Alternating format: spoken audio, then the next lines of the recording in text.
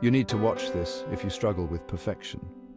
Thomas was a good potter. He wasn't great, not yet. His hands knew the feel of clay, the spin of the wheel. He could coax beauty from the earth, but it wasn't enough. Each piece, each pot, each plate held a flaw, a wobble, a bump, a line not quite straight. These imperfections whispered to him, stole his joy.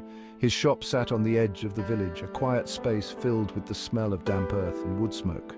People bought his wares, they praised his skill, but Thomas saw only what wasn't there, the perfection he craved.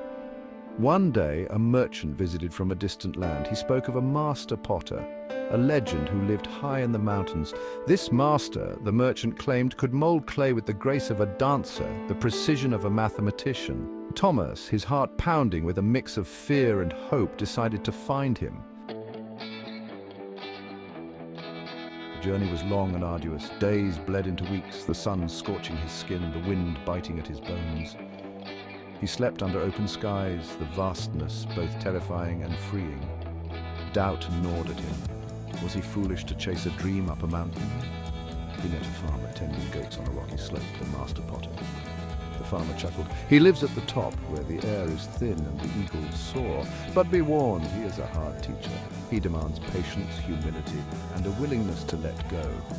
Thomas continued his climb, his pack lighter now, his spirit strangely lighter too. He began to see the beauty and the imperfections of the world around him, the jagged rocks, the crooked trees, the clouds that shifted and swirled in an endless dance of change.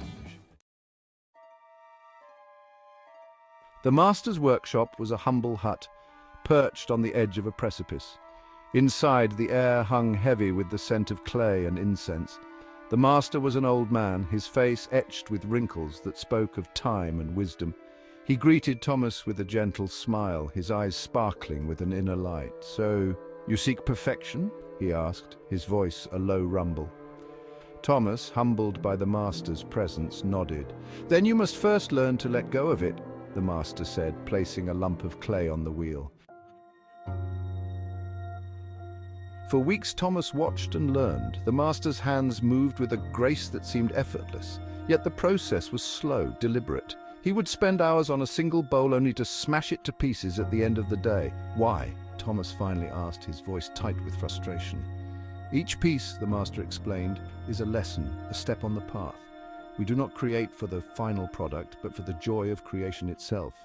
The clay teaches us to let go, to embrace imperfection, to find beauty in the transient nature of all things." Thomas struggled to understand. He had always strived for perfection, believing it to be the ultimate goal.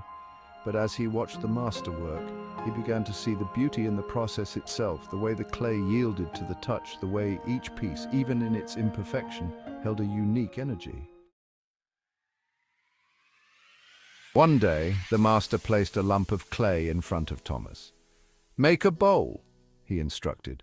Thomas hesitated, his old fears resurfacing. He remembered the cracked pots, the uneven rims, the constant disappointment. He took a deep breath, feeling the cool clay beneath his fingers. He closed his eyes, remembering the master's words. He wasn't creating for perfection, but for the joy of it. He let go of his need to control, to perfect.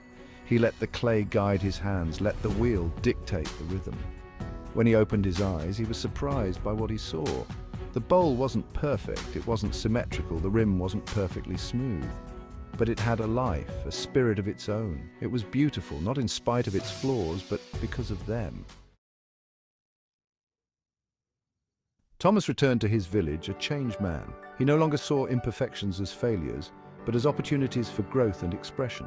His pottery, once stiff and striving for an unattainable ideal, became fluid, expressive, full of life.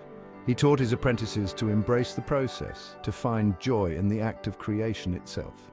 He taught them that true mastery lay not in achieving perfection, but in embracing imperfection, in letting go of the need to control, and in finding beauty in the transient nature of all things.